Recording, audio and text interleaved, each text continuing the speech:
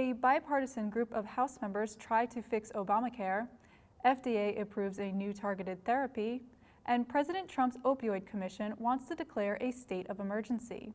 Welcome to This Week in Managed Care. I'm Laura Jost.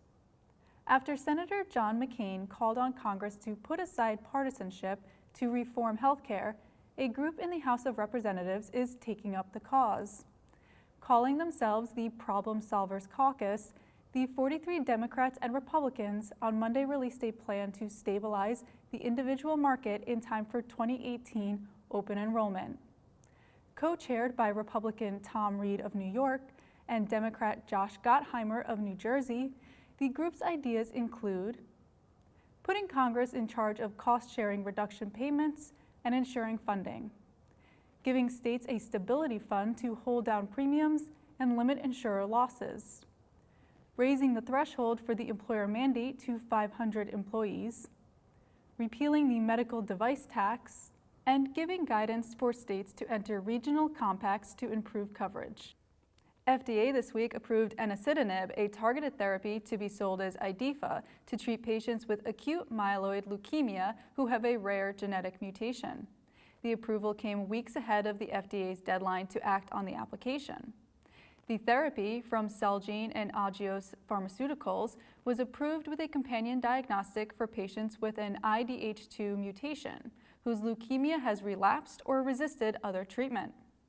Between 8 and 19% of AML patients have the mutation. The disease tends to strike older patients, starting in the bone marrow and progressing quickly.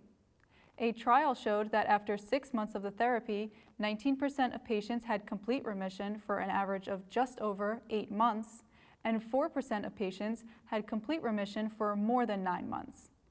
Celgene CEO Mark Alles praised FDA for acting quickly, and Agios' CEO said there's more to come. The FDA approval of IDIFA just 4 years after entering the clinic is the first of what we expect to be multiple first-in-class precision medicines for patients with cancer and rare genetic diseases from our productive discovery engine. A study based on data from MD Anderson Cancer Center in Houston, Texas, finds that the Affordable Care Act has made it easier for patients to gain access to clinical trials. The study compared patients referred to a trial before and after the law took full effect in January 2014. Researchers found that patients referred after the effective date were 5 times more likely to be cleared by their insurer to participate.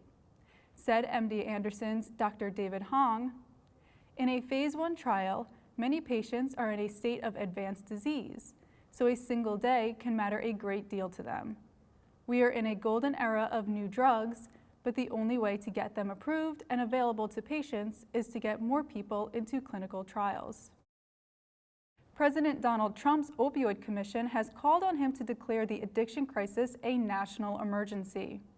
The panel, convened in March, wants to end a rule that limits how many Medicaid beneficiaries can get into residential treatment, and it called for greater access to medication to treat addiction. An emergency declaration would bring more awareness and more resources, commission members wrote in their report to the president. With approximately 142 Americans dying every day, America is enduring a death toll equal to September 11th every 3 weeks.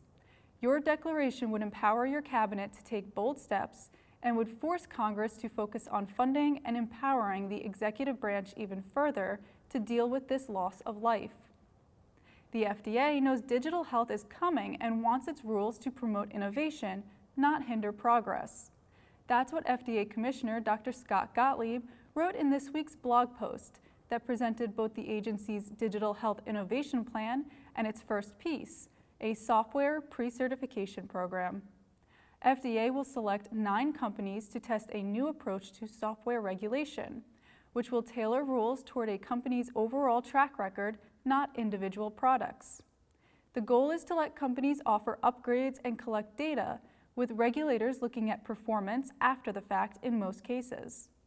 Wrote Gottlieb, "We need a regulatory framework that accommodates the distinctive nature of digital health technology, its clinical promise, the unique user interface, and industry's compressed commercial cycle of new product introductions. For more, visit ajmc.com. Finally, the American Diabetes Association and the American Association of Diabetes Educators have updated their guidelines on diabetes self-management, education, and support, calling on payers to cover these services throughout a patient's lifespan with the disease. The AADE will hold its annual meeting this weekend in Indianapolis, and you can look for coverage on ajmc.com. For all of us at the Managed Markets News Network, I'm Laura Jost. Thanks for joining us.